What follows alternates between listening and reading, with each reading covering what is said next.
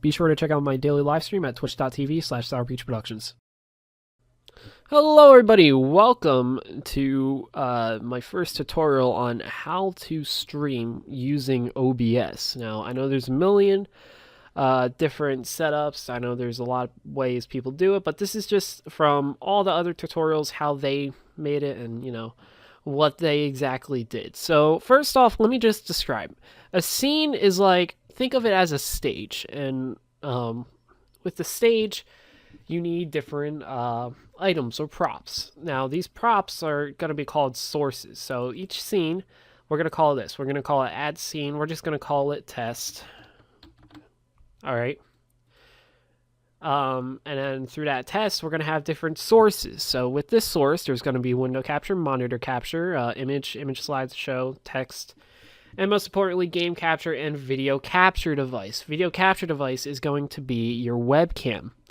And same thing with game capture. Game capture is going to be obviously capturing the game. Now, some people choose window capture instead of game capture, but I recommend game capture. It just uses less RAM. It's very, I just find it much better. It captures the frame rates very well. So yeah, so what we're going to do is we're going to do a preview stream. And this is what you're going to use to set up your shit. So we're going to go to add game capture, press OK, and you're going to be selecting which program you want. So I would recommend just pick whatever you want. And I choose stretch to screen to ignore aspect ratio because what I use is it's a widescreen monitor. So, you know, I'm not going to get that crisp gameplay, but you know, it's still gonna look nice. It's at 720p. So yeah, you just select whatever, and then you press OK, and then you edit. And this is where when you press edit scene, you get to stretch. So you get to stretch whatever you want. And yeah, so after that's done, you get to set up your video capture device, aka your webcam. So this is what it's gonna be. I recommend just keeping it to your device. Keep this off. Choose your resolution. The lower resolution you use, the less CPU you're going to be using. So just I recommend 1280 by 720. I use 1080p. It just gives a more crisp look. Keep the FPS at where it's at. And yeah. So you're pretty much good. Make sure this is disabled. Press OK. Now my face is going to pop up here. Hello. And then you just shrink it. And then I like to put it up here. But you can always put it to the bottom left. That's like kind of like what Soda Poppin uses. Some people do this way. I don't like it that way. I like to keep it close to the chat. So I keep it right there. Now we got all that set up. What we're going to work on is the settings. So we're going to press stop preview. And we're going to go to the settings. Now, this is where you get to set profiles. I don't really use profiles. I only use them if I'm recording. So just ignore this part for now. You can always, you know, look into that and get organizing with it. I'm not that you know, I don't really organize, as you can see from my desktop. So encoding. This is what I use. Bitrate 160 audio encoding. You can only use 160. That's as much Twitch allows. 48 KHZ, stereo, and AAC. There's nothing better than that. UCBR and UCBR padding. Don't mess with custom buffer size. You're not going to know what it is. Nobody really knows that much about it. Just don't mess with it. I do 2450. I found that it works great with 720p. Broadcast settings, this is where things get a bit tricky. If you want to get your stream key, you're going to want to go in here, go to your browser and type this in, except replace this with your name. You'll get your key, and then, you know, you just press show key and it'll give you your key, and then you just copy it and paste it. Now, we're going to be selecting a Twitch server. Now, a server that is server that is closest to you is the best thing that you could use. But I found a really dandy tool, and it's called JTV Ping. And with this, it chooses the best server that has the closest ping. So ping is not always the biggest thing, but sometimes the jittering matters.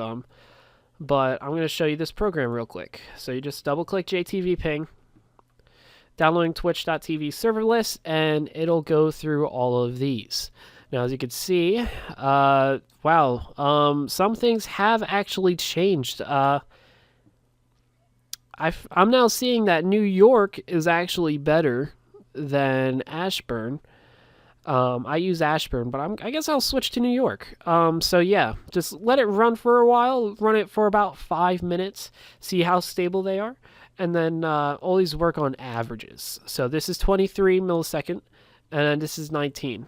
So obviously New York is better for me. This will vary between different people. So in general, that's how you really set it up.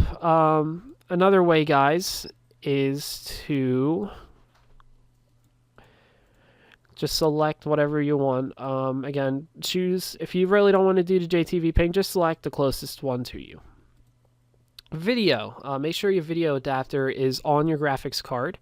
Custom resolution, I keep it at 190 to 1080, and then I resolution downscale it to 1280 to 720. Filter it, and best detail 36 samples and 50 FPS. 50 FPS gives it that smooth look, but it's not too smooth. 60 FPS is really smooth. 50 FPS, it still has a bit of that cinematic look, guys. So, yeah, so press apply and then keep going. So, okay, guys, I'm back. So the next thing you have to set up is the audio. With the audio, just select your main audio device, the Samson Meteor mic, which is mine. It's a fairly nice microphone. And the next thing you're going to want is to select your desktop audio device, which I would select your speakers or your headset, whatever comes through. I always keep it at default. Never force microphone to mono. That just means it's not stereo anymore.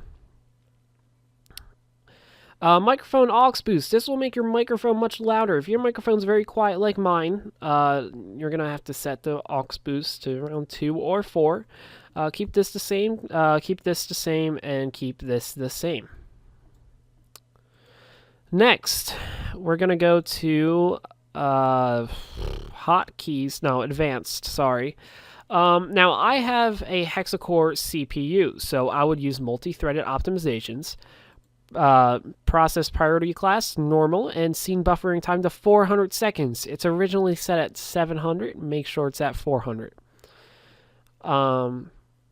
I keep my CPU preset on very fast. I could use faster or fast, but I choose not to because I don't want to have to use more kilobytes per second. Encoding profile main to high. If you have a low profile PC, like if it's really slow, I recommend you use high. If you have a decent computer, actually a really good computer, put it to main. Keyframe interval, make it to 2. Use CFR, and yeah, that's the rest of these. Quick sync encoder. Don't mess with this unless you're using it.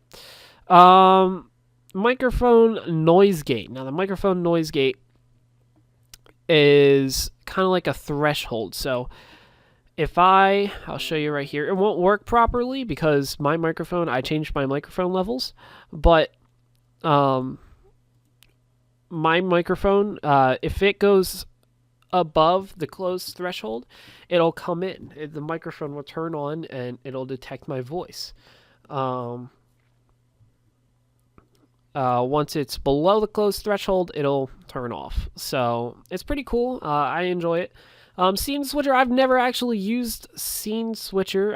It's integrated with OBS now. I just do it through here to change the scenes. I just go and set hotkey, and I put it to F9. So yeah, guys, that's pretty much it, guys. That's pretty much it. I hope I helped you guys out. This is my OBS setup, so yeah, feel free to use my OBS setup. So this is just an overview of everything I use. Pause if you want.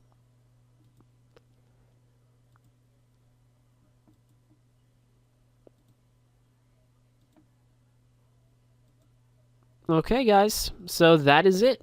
I hope you all enjoyed. I hope this is helpful, and thank you guys later. I will see you guys later.